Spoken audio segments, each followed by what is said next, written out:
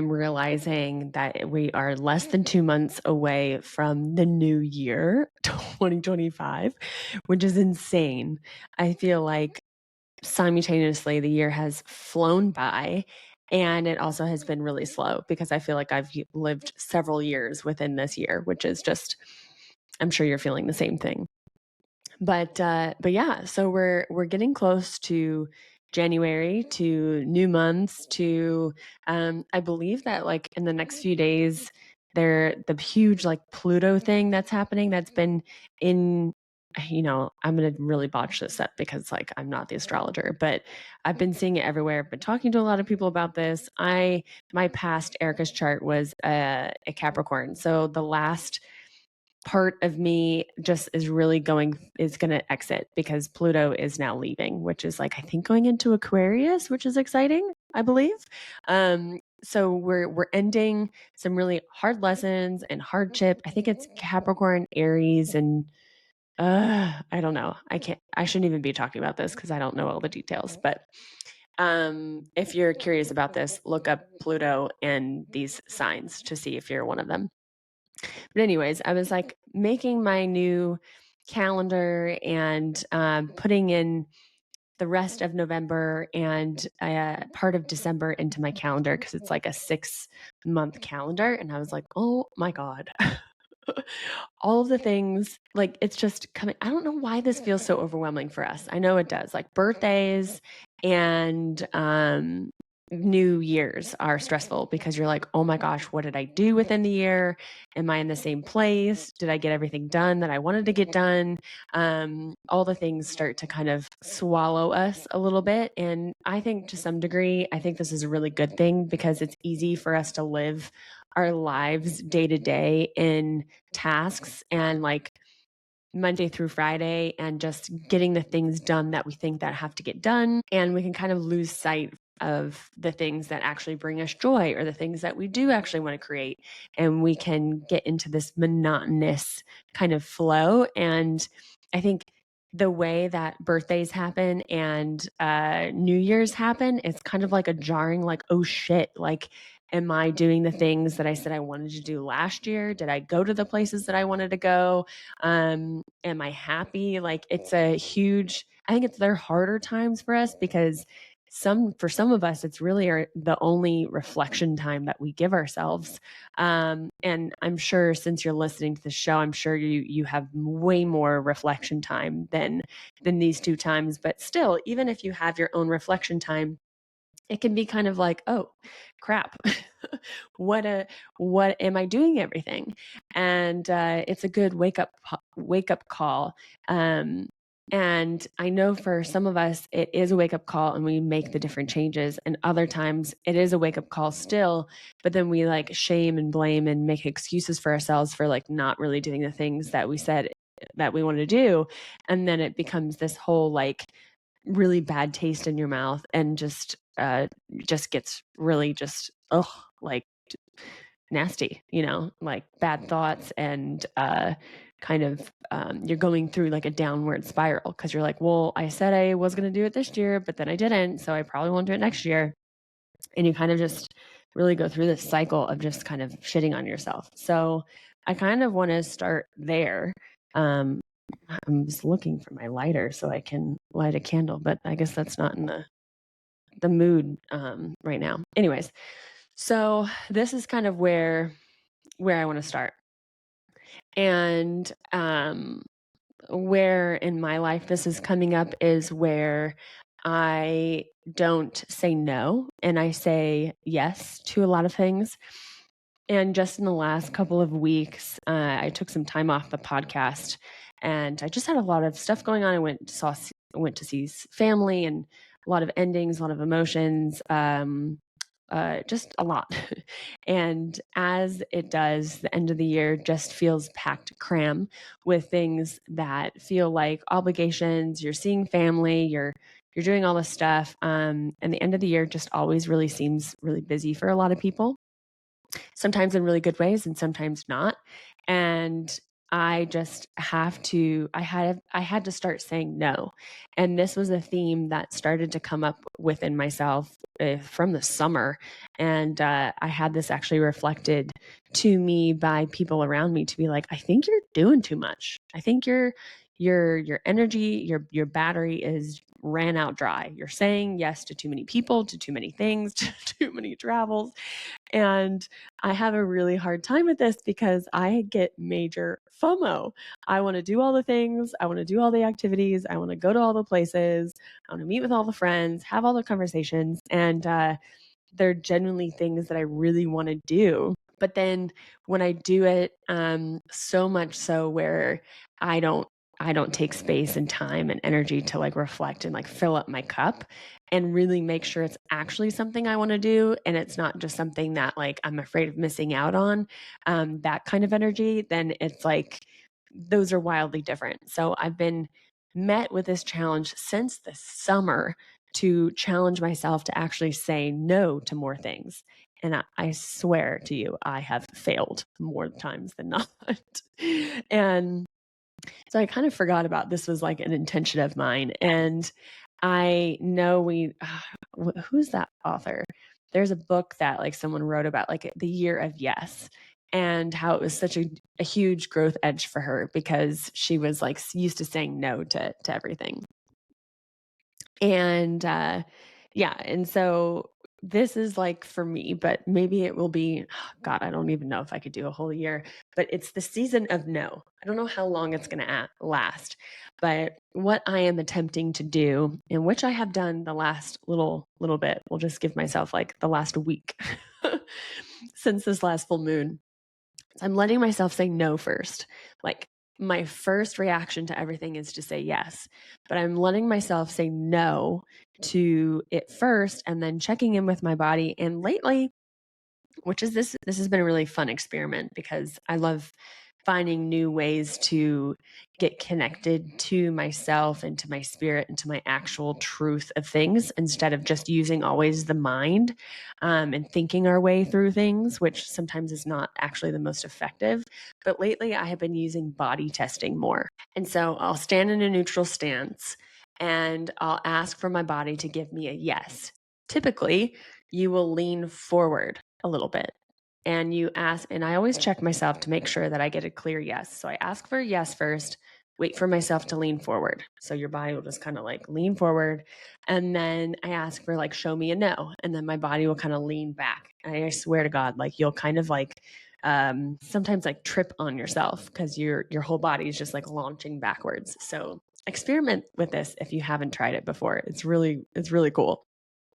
So I've been letting myself say no and then checking in with my body on almost like several times throughout the day. Do I want to eat this? Do I want to go to this place? Do I want to listen to this thing? Do I and I've even done this on my dating apps lately. So I'm back on the apps, I'm back dating. I'm I'm getting sidetracked here, but we'll loop it back in. I have been even doing this on my dating apps of letting my body say yes or no to a person. So I'll hold my phone. I'm on Hinge. So I'll look at Hinge and a profile will come up and I'll see if my body says no or yes. And it's just a cool check in, another layer. It doesn't have to be end all be all situation. So don't come at me where you're relying on all of this. Like you can have the autonomy to say, okay, I disagree or whatever. But it's a really cool tool to use to get information from your body, what your body, checking in with your body. We don't do this enough at all, if ever. And so I've been using this throughout my day to check in with myself. Do I want to do this? Do I want to do that? And let myself receive a no and follow through with my no. So I'm in a season of no, and it's been really difficult because I've said no to a few things, and I really wanted to do those things. But I also really felt in my body that I was exhausted. My creative juices were down. My thought processes were not as fast. The neurons weren't firing. Like just felt overall kind of drained, kind of like not really in love with the world anymore, and just kind of dull. And when I feel these things, there's a few things going on for myself where it's like I'm not listening to myself. I'm doing too many things that I don't want to do. I'm not in alignment. And what let's go through the boxes. Let's take myself through my own process and get aligned again and get refilled. Like, what are the things that I need to refill my cup before I say yes to something? So, the season of no. And so I wonder if for you, your growth edge would be actually a season of yes. And maybe you're used to saying no to things and you're really not going on new adventures, or you're not pushing yourself to try new things, or you're not going to new places or trying new foods, or it could be so small. It could be such small things. So maybe your growth edge is the season of yes. Or maybe you're like me and your season is a season of no. And the season of no, girls, women, people that are in this, I think really do stem from, and I was kind of talking about this to on one of my reels, actually, because I was pondering this on my walk earlier. And I was thinking, is it, are my yeses always out of FOMO? Or are my yeses out of people pleasing and not wanting to disappoint others for not being there? Are my yeses feeling the psychic energy from the other person really grabbing on and wanting me to do that thing? Are my yeses from the good girl and wounded feminine of not knowing how to have a clear boundary? Like, where is it coming from? And that's honestly what I've been dissecting for myself. And I have to say, it's a variety of everything. Not every experience is one thing. Majority, I think you'll have a one thing that you're working through, of what that is. But it could be a mixed bag of reasons why you say yes to things. And yeah, so I really encourage you to say, if you are usually more excited to say yes to things, I challenge you to say no to more, and at least to give you a pause to check in where you're at.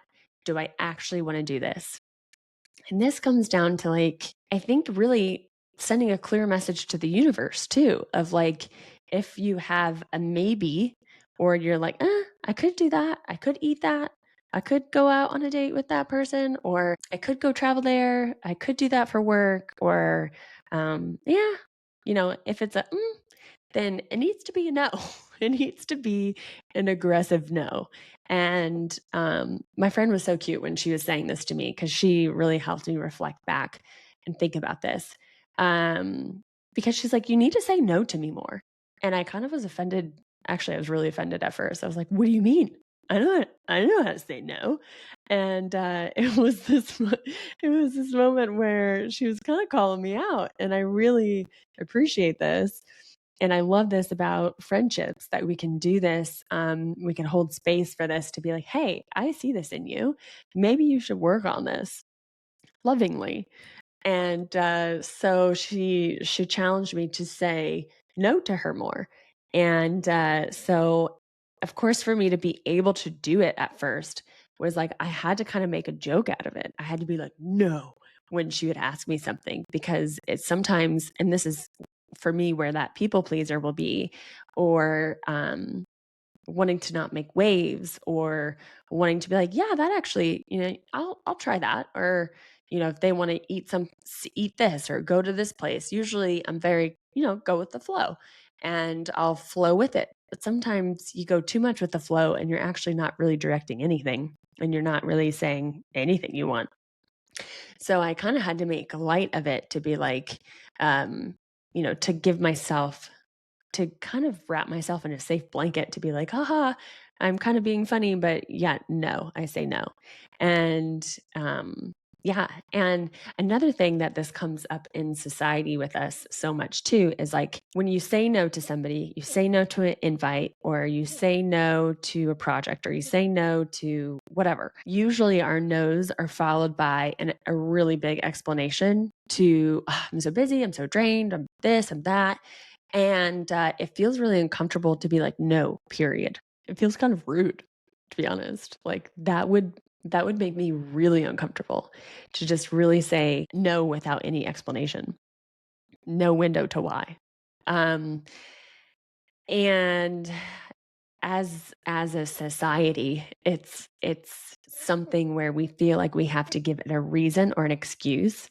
And sometimes this can come up with just like not knowing how to say, no, I just don't want to go. And you just make excuses for why you think that you need to have a reason not to go. So that's a huge pattern that we can all look at individually and see how it actually happens even collectively. So it's a trippy experience. So really figure out where you are in your yes and where you are in your no. Are you more comfortable saying no? Are you more comfortable saying yes? And see where this would be a growth edge for you. See where you can challenge yourself in these next few weeks to let that guide you into this next moment of chapter. Another thing I was reflecting on was like how we can shift to a new timeline and how we put all this, um, especially in the spirituality space. And like I do this because I love looking at like the energetics of things and the spiritual lens and all this stuff. But sometimes we do this kind of to hide behind actually making decisions and making actions. Because when you say you want a timeline hop, or when you say you want a new, um, I don't know, you want new contracts, or you want um I'm feeling lost of words of how to describe it, but you're kind of waiting for permission is what you're doing. You're like waiting for permission, you're waiting for the right timing, you're waiting for the right people, the right idea, the right space, or you're just kind of waiting instead of directly making those actions that you would actually need to do to create the timeline yourself. Like you're waiting to just kind of hop on when actually creating it is like literally creating it. It's like making the different decision. It's taking an action. It's quitting something or joining something or um, do like literally just doing something new. Like it's we overcomplicate spirituality and self-development where it's like, "Oh, I'm tired of being myself and I'm tired of doing these things," where it's just like, "Okay, just do something different then." Just make the different action, make the different choice. Pick a new career. Um so, and I do this and I've done this, and this is how I have kept myself in this like loop cycle of like I don't have the right tools, or I don't have the right skills, or I just kind of have kept myself in this like self-perpetuating loop where I'll start, stop, quit, do this, like not ready yet, afraid with this. And it's to some degree we just have to get very lovingly harsh on ourselves and say, no, we're done doing it this way. We're going to go for a walk. We're going to hit 10,000 steps. We're going to stretch. We're going to drink lots of water. We're going to hydrate ourselves. We're going to detox our body. We're going to give ourselves space to actually think about what we want our lives to be. We're going to take a moment and um, really connect to our heart and figure out really what it is that we're longing for, that we want to create in the world. How do we want our relationships to be? Or maybe it's like, no, I'm going to stop with this fear of being seen shit and just put my stuff out there, no matter who looks at it or not. And some, I think the majority of this space where we're kind of straddling the energy of what was and what could be, we kind of stay in the dream of what could be, and we dream about what the next year would look like, or how we'd feel in our body, or what our businesses could amount to, or where we could travel in the world, or what our future relationship would look like. And to some degree, it feels really good to just dream it, because it's an idea and a theory and a maybe, and it's exciting, and it stays in this aloof, like movie scene you get to play in your head. And when you start actually taking the actions to do those things, you're like, oh, shit, I have to do something different. I have to become the person that can have those things, or I have to look at the habits and the ways that I think, and work on myself to do those things. I have to get out of my rut, maybe turn off the TV, or down the amount of time scrolling on other people's ideas to put my own ideas out there. Like, it takes some real effort. And for a lot of years, I just thought, like, oh, if I just hit the right timing, if I just had the right strategy, if I just had the right something, then everything would click together like one of those magic locks. And I think to some degree that could be right, but or it could be possible, but you have to actually start doing the things for the locks to go in place, for you to have more clarity of like, oh, this is the direction, this is the thing. Oh, I want to go here because then I met this person. And it's like, in order for any of that to come and fall together, air quotes, you have to actually be doing the things.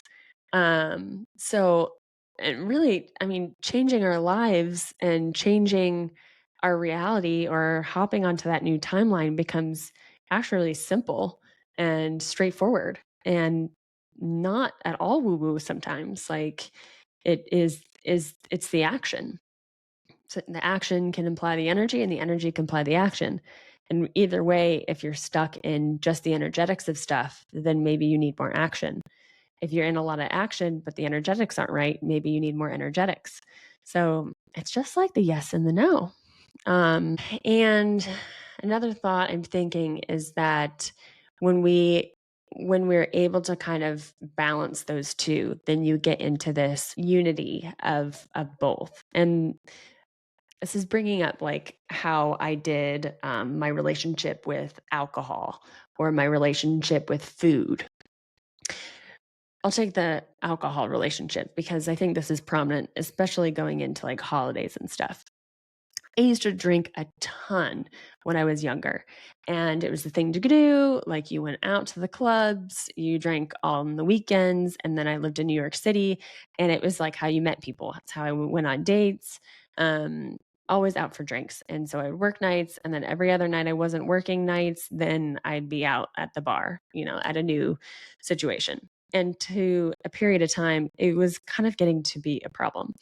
And it's how I was using it to avoid different feelings or different problems, different conversations, numbing, all of those things. And I had to completely go the other direction and have a sober, curious year, and stop drinking for a period of time to figure out, oh, okay, now it was never like the actual alcohol that was the problem. It was my relationship to it.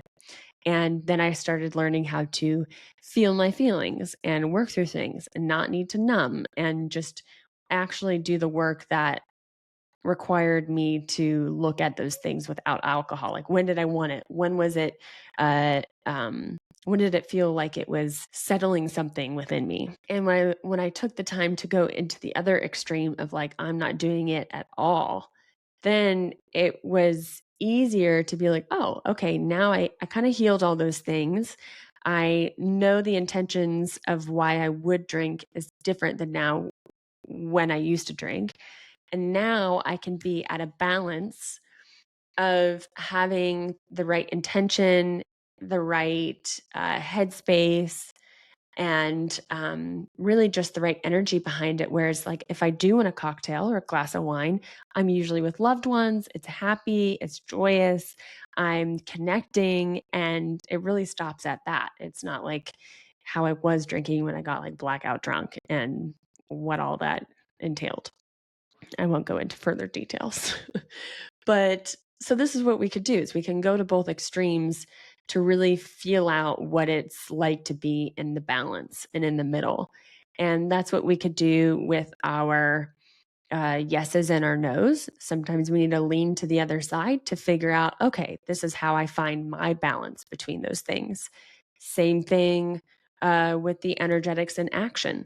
You know, maybe you've been all energetics and you're just doing all this energy work and you're doing all the right things and the manifesting or whatever, but you're not really pairing it with any action to move anything.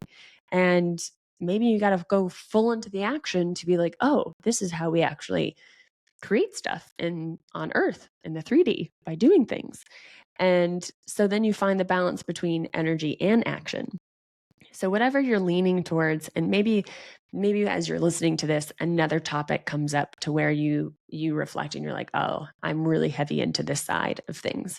Maybe there is an opportunity for you to experience the other extreme and experience that to see what that's like in order for you to find a really happy, flowy balance, a unity of the two, where it doesn't really feel like one or the other anymore. It just feels like middle ground, neutral. So use that. I think this is really important, kind of launching us forward into the next year of what are ways you can actually start doing things differently than how you've done them.